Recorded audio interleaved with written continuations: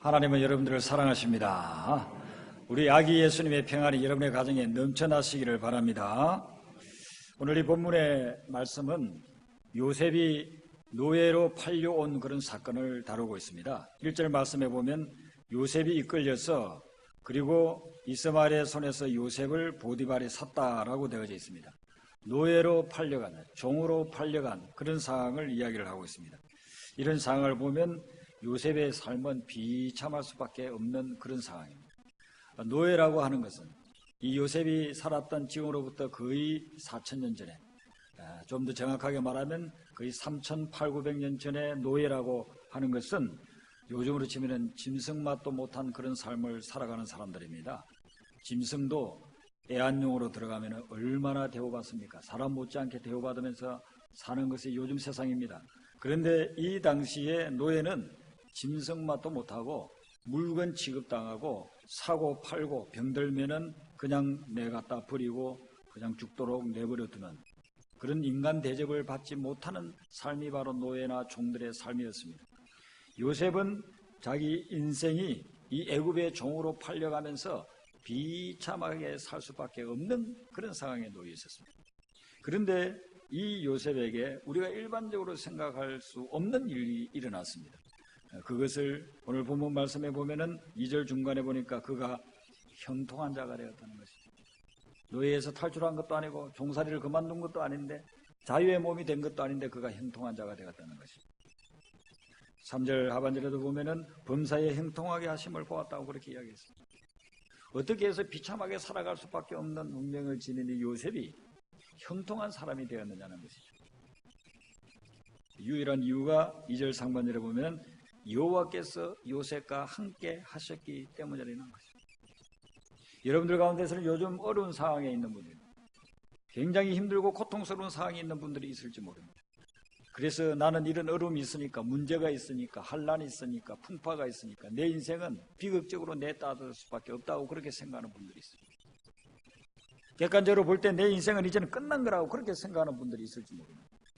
그런데 여러분들이 오늘 이 말씀에 있는 대로 여호와께서 함께 하시는 역사가 일어나게 된다고 한다면 여러분들이 비참한 인생, 어떻게 보면 비참할 수밖에 없다고 아예 포기한 인생마저도 형통한 삶으로 변화되게 될 줄로 믿습니다. 우리가 비참한 인생을 살 수밖에 없는 사람들이 형통한 인생으로 변화되는 것은 여호와 하나님이 함께 하실 때, 하나님이 내 인생에 함께 하시고 내 인생의 주도권을 쥐고서 이끌어가기 시작하면, 그 하나님을 따라가기 시작하면, 그러면 그때부터 형통해지는 역사가 일어난다는 것입니다.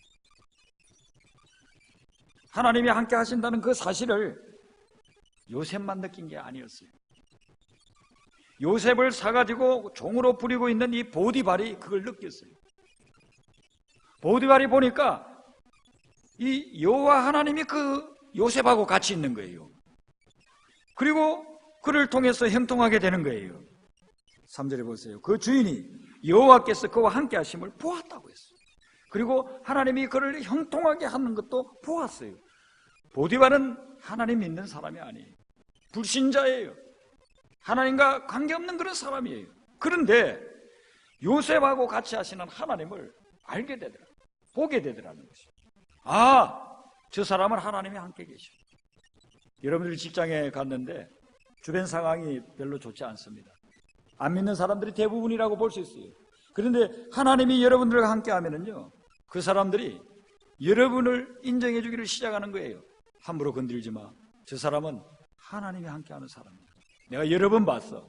여러 케이스를 봤는데 저 사람은 진짜 하나님이 함께 하신다니까. 자네 함부로 건드렸다가는 자네가 어려움 당할 거야. 그러니 절대로 저 사람 함부로 건드리지 마라. 하나님이 함께 하시는 거예요. 보디발은 불신자였어요. 막강한 권력을 가지고 있었어요.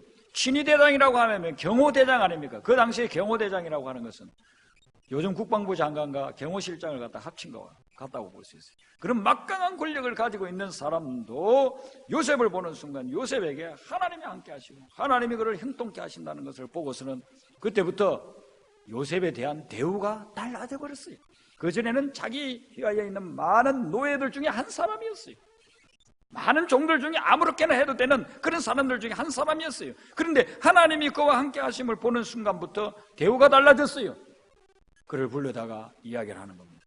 내가 보니까 네가 믿는 하나님이 너와 함께 하심이 보인다. 그러니 오늘부터 우리 집의 모든 것을 자네가 다 맡아서 다 관리하게, 우리 가정의 총무로 내가 세울 테니까 지금부터 우리 가정의 모든 것을 다 관리하게.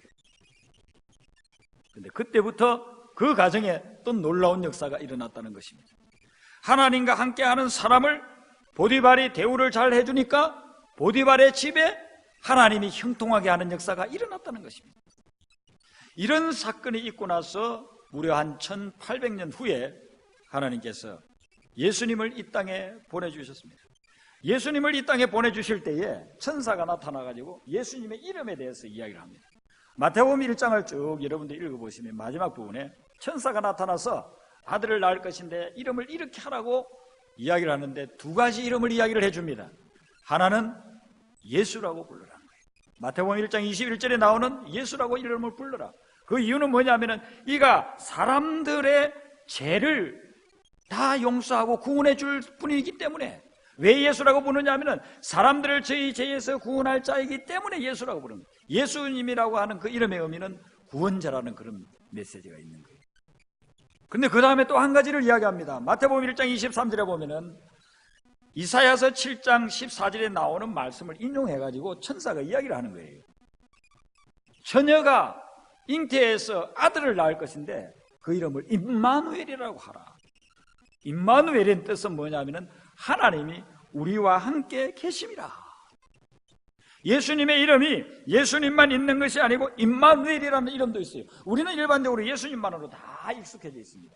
그런데 하나님께서 예수님을 이 땅에 보내실 때 예수님과 똑같은 이름으로서 임마누엘이라고 하는 이름을 두 가지를 주셨다는 거예요. 우리는 임마누엘이라는 이름을 잘 부르지는 않습니다. 찬양할 때, 간혹 성경을 읽을 때.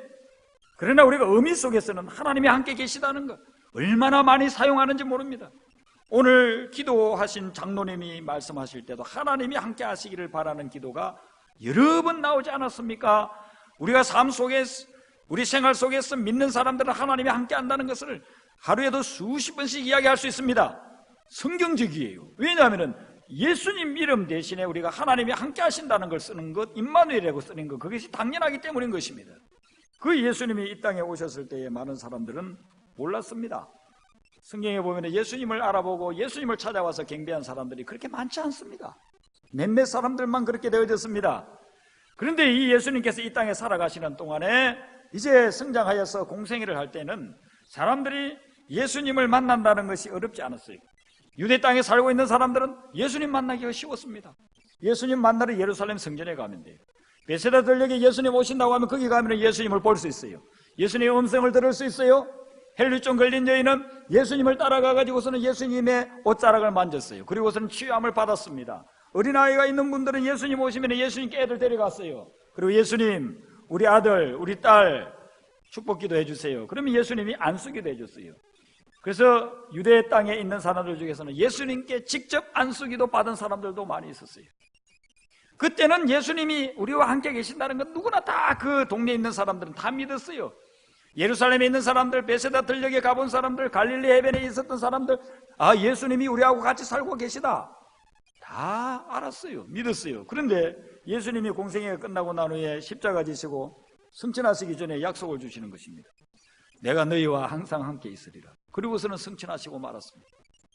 그 이후 사람들은 육신의 눈으로 예수님을 볼 수가 없어요. 아무리 예수님 보고 싶어도 볼 수가 없습니다. 그런데 예수님은 분명히 약속해 주셨어요. 내가 너희와 세상 끝날까지 항상 함께 있으리라고 그렇게 약속을 해 주신 것입니다. 그러면은 예수님이 어떻게 우리와 같이 있는다는 건가요? 그런데 육신의 몸으로서 같이 있는 것이 아니고 영적으로 함께 있는 것입니다. 그래서 그 예수님이 지금도 이 자리에 함께 계신 줄로 믿으시기를 바랍니다. 육신을 가지고서 우리와 함께 있으려고 하면은요, 오랫동안 같이 있을 수가 없어요. 또 미국에는 있는데 한국에서는 없는 거예요. 우리가 비행기 타고 미국에 왔으면은요, 한국에서 있을 수가 없어요. 또 한국에 있는다고 한다면은요, 미국에서는 볼 수가 없어요. 그게 육신을 가진 사람들의 한계예요. 그런데 육신을 벗어나야만, 그래야만 어디든지 있을 수 있다는 것이죠. 영적인 존재가 되었기 때문에 예수님은 아프리카에도 있고 지금 이 순간 여기에도 있고, 그리고 지금 이 순간 러시아에도 우리가 보이지 않는 그곳에도 예수님은 영적으로 임재해 계시다는 것이죠. 이 예수님이 영적으로 늘 계심을 믿으면서 나아갈 때에 우리 믿는 사람들은 언제 어디서나 예수님과 늘 함께 할 수 있는 축복이 있어요. 그렇게 되면은 내 삶이 비록 고난과 역경이라 한다 할지라도 형통으로 나아가는 그런 역사가 일어나는데요. 특별히 예수님이 함께 하시는 사람들이 어떤 사람이냐 하면은 고난 중에 있는 사람들이라는 것입니다. 고통당하고 무시당하고 사람 취급도 못 받는 그런 상황에 있을 때에 예수님이 그런 분들에게 특별히 관심을 가지고 찾아와서 함께 해주신다는 것입니다. 예수님께서 마태복음 25장에 종말에 대한 비유를 하시면서 그 임금에 대한 이야기를 합니다. 마지막에 이렇게 심판주로 오시는 그런 임금, 예수님을 상징하시는 것이죠. 거기에서 예수님이 뭐라고 말씀하시느냐 하면은 너희가 여기 내 형제 중에 지극히 작은 자 하나에게 한 것이 곧 내게 한 것이니라 라고 이야기합니다. 지극히 작은 자를 우리가 무시할 수 있어요. 대접 안 해주는 거예요. 그런데 그런 사람에게 예수님이 그런 사람의 모습으로 우리에게 와 있다는 것입니다. 그래서 그 사람에게 제대로 대해주는 것이 바로 나에게 제대로 대해주는 거라고 그렇게 이야기를 하고 있는 것입니다. 오늘 예배드리는 여러분들 댁에 오늘 저녁에 예수님이 오신다고 하면 어떡하겠습니까? 예배드리고 빨리 가가지고 청소 깨끗이 하고 맛있는 음식 해가지고 예수님 뭘 좋아하신다더라, 예수님 무슨 차를 좋아하신다더라, 예수님 무슨 과일을 좋아하시던가 그렇게 물어가지고요 그거 다 구비해 놓을 거예요. 그리고 예수님 오시기 1시간 전부터 여러분들이 깔끔하게 차려 입고서는 예수님 오시기를 막 기다리고 있을 겁니다. 초인종을 누를 때에 문을 활짝 열면서 할렐루야 주님 어서 오세요 하면서 아마 다 반기실 거예요. 근데 예수님 그런 모습을 안 오신다. 예수님이 오늘날 우리에게 오실 때는 어떤 모습으로 오시느냐 하면은 우리가 무시할 수 있는, 우리가 소외시킬 수 있는, 우리가 아무것도 아니라고 할 수 있는 어린 자, 아니면은 또한 작은 자, 무시당할 수 있는 자, 고통 중에 있는 자의 모습으로 우리에게 다가오신다는 거예요. 그래서 여러분들이 이번 한 주간을 살아가면서 정말 힘든 분을 만난다고 한다면 이렇게 생각하셔야 돼요. 저 힘든 분의 모습으로 예수님이 나에게 다가오시는구나. 저 고난당하는 분의 모습으로 예수님이 나를 다가오시는구나. 그래서 그 사람들을 함께하게 될 때 우리는 예수님이 함께 하시는 것을 거기서 체험할 수 있는 것이죠. 임마누엘 하니까 제가 생각나는 이야기가 있습니다. 어느 날 성당에 신부 두 분이 급한 일이 있어가지고 오토바이를 타고 가게 되어졌습니다. 일이 급하다 보니까 속도를 조금 냈어요. 규정 속도보다 약간 티켓 받을 정도는 아니고. 그래서 타고 가는데 경찰이 봤습니다. 와가지고서는 쓰라고 합니다. 그러면서 빨리 가지 마시라고 이야기하다 보니까 이분들이 신부님이에요. 아실 만한 분들이 왜 이렇게 빨리 갑니까? 이렇게 빨리 가다가 사고 나면은 죽을 수 있습니다. 조심하세요. 그러고서 보내주려고 하는데 그 신부님 앞에 타고 있는 신부님 한 분이 데리고 간다는 말이 그러는 거예요. 괜찮습니다. 저희들은 하나님이 함께 타고 계십니다. 그러니까 폴리스가 가려고 하다가 그냥 멈추고 그러면 제가 티켓을 끊어야 되겠습니다. 왜 그렇습니까? 물으니까 3명이 타면 법규 위반입니다. 임마누엘도 지혜롭게 사용해야 되는 거예요. 물론 폴리스가 농담으로 그렇게 했겠죠. 하나님이 우리에게요 보이게 임하지를 않아요. 보이지 않게 임하시는 이분이 누구하고 같이 있느냐 하면은 보이지 않는 중에서 고난과 역경과 무시를 당하는 그 사람들 존재 속에서 예수님이 함께 계시다는 것입니다. 오늘 우리가 이것을 깨달게 되면은요 하나님이 주시는 사명이 무엇인지를 알게 돼요. 주님과 깊어지고 주님과 가까워진 사람들이요 아프리카 오지로 가고 아시아 그 정글로 들어가고요 중앙아시아 그 험난한 곳으로 가고 하는 이유가 뭔지 아세요? 그들 속에 예수님이 같이 계신다는 것을 확신하기 때문에 그래서 예수님의 복음을 들고서 그들에게 다가가는 거예요. 그래서 그분들이 고백합니다. 그곳에 가서 사역하면서 그 어렵고 힘든 사람들과 같이 지내면서 그곳에 계시는 예수님을 만났다는 거예요. 체험했다는 거예요. 그래서 예수님은 오늘날 고난 중에 있는 사람과 같이 한가 더불어 고난당하는 사람과 함께하면서 그들을 도울 때 그 돕는 사람들과도 같이 한다는 것입니다. 우리가 하나님을 체험하기 어려울 때는요, 고난과 역경 가운데 있는 사람들을 도우러 가보세요. 그러면은 그곳에 하나님이 기다리고 있어요. 고난당하는 사람과 더불어서, 그리고 고난당하는 사람을 돕는 사람에게 주님은 오늘도 같이 하신다는 것입니다. 미국에 2020라고 하는 TV 프로가 있는데요, 한 10몇 년 전에 이 TV에 소개된 이야기가 있습니다. 미네소다주에 사는 한 소녀가 그 시골 마을에서 아주 신앙이 참 좋은 그런 소년이었는데 병이 걸렸습니다. 백혈병이 걸렸습니다. 그 동네에는 마을에 교회가 하나 있는데요, 한 50명 정도 모입니다. 자그마한 동네에 다 모여도 50명 정도.